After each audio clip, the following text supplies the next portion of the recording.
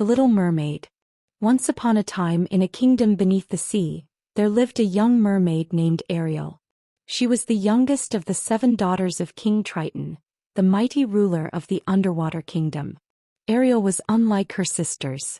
While they were content with their life beneath the waves, Ariel had a deep fascination with the world above the surface. She would often swim to the top of the sea and gaze at the ships that sailed by, dreaming of what life was like on land. Ariel was curious about everything, especially humans. She would collect human artifacts that she found sunken in the ocean, like forks, old shoes, and bits of broken glass, and keep them in her secret grotto. She would spend hours admiring these treasures, wondering what they were used for and what it would be like to walk on land. Her father, King Triton, was worried about her obsession with the human world. He warned her time and time again that humans were dangerous and that mermaids should never venture too close to the surface. "The world above the water is not for us, Ariel," he would say. "Stay here with your family where you belong." But Ariel couldn't help herself. One night, during a grand celebration in the kingdom, she slipped away and swam to the surface. There she saw something that would change her life forever. A handsome human prince named Eric, standing on the deck of a ship. Ariel watched him in awe as the wind tousled his dark hair and the moonlight illuminated his face.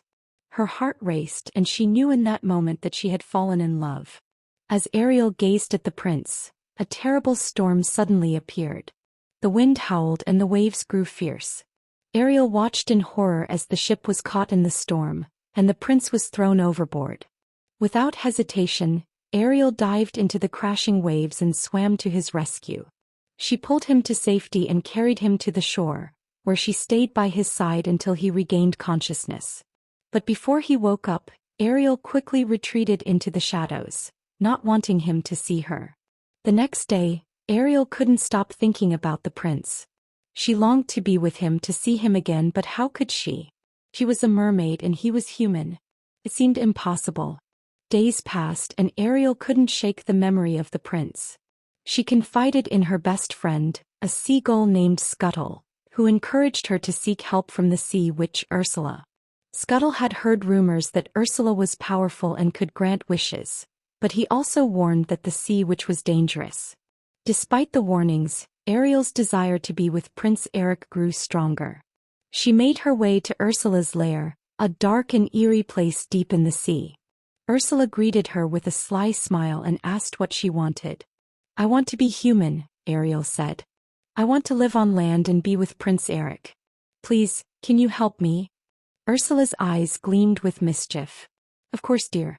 I can grant your wish, but there is a price. I will give you legs, but in return you must give me your beautiful voice. You will no longer be able to sing, and you will not be able to speak at all unless you kiss the prince and make him fall in love with you. If you do not succeed by the 3rd sunset, you will belong to me forever." Ariel hesitated for a moment, but her love for Prince Eric was so strong that she agreed without thinking of the consequences. Ursula cackled with glee as she handed Ariel a potion to drink.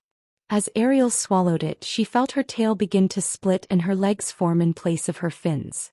She could no longer speak, but she could walk, and for that she was willing to pay the price.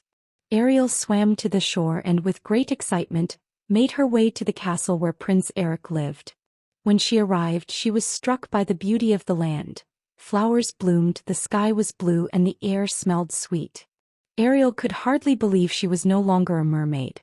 She felt strange walking on her new legs, but she was determined to find the prince. When Ariel finally saw Prince Eric, she was overjoyed. He did not recognize her immediately, but he felt drawn to her, as if some part of him knew she was the one who had saved him. Ariel could not speak, but she smiled and gestured to him, and the prince found her presence comforting and kind. He enjoyed spending time with her, but no matter how much he liked her, he couldn't remember where he had seen her before. Days turned into weeks and Ariel and the prince grew closer.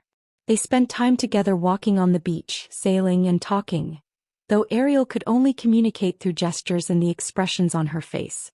The prince had begun to fall in love with her, but he still couldn't remember that she was the one who had saved him during the storm.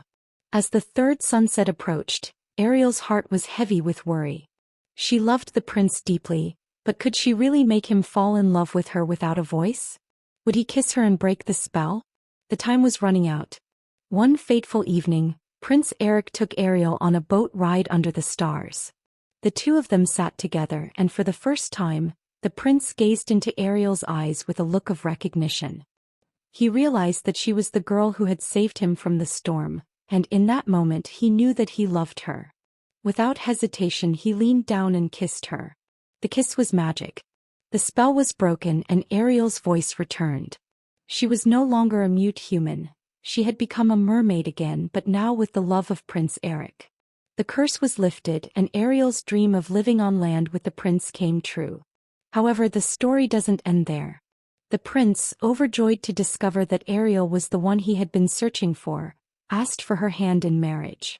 But before they could be married, Ursula, furious that her plan had failed, tried to stop them. A fierce battle broke out between Ursula and the prince, but with the help of Ariel's friends, Scuttle, Sebastian the crab and Flounder the fish, Ursula was defeated and banished from the sea forever. With the evil sea witch gone, Ariel and Prince Eric were free to live their lives in happiness. They were married in a grand ceremony, and the entire kingdom celebrated. Ariel no longer had to choose between the sea and the land. She had both the love of her prince and the ocean she had always called home. Ariel became a beloved princess, and her heart was full of love and joy. She and Prince Eric ruled together, and their love only grew stronger with time. And so Ariel, the little mermaid who had dreamed of a world above the sea, lived happily ever after with her prince by her side. Moral of the story *. The story of the Little Mermaid teaches us the importance of following our hearts and the sacrifices we are sometimes willing to make for love. It also shows that true love requires patience and understanding, and that the greatest rewards come when we embrace who we truly are.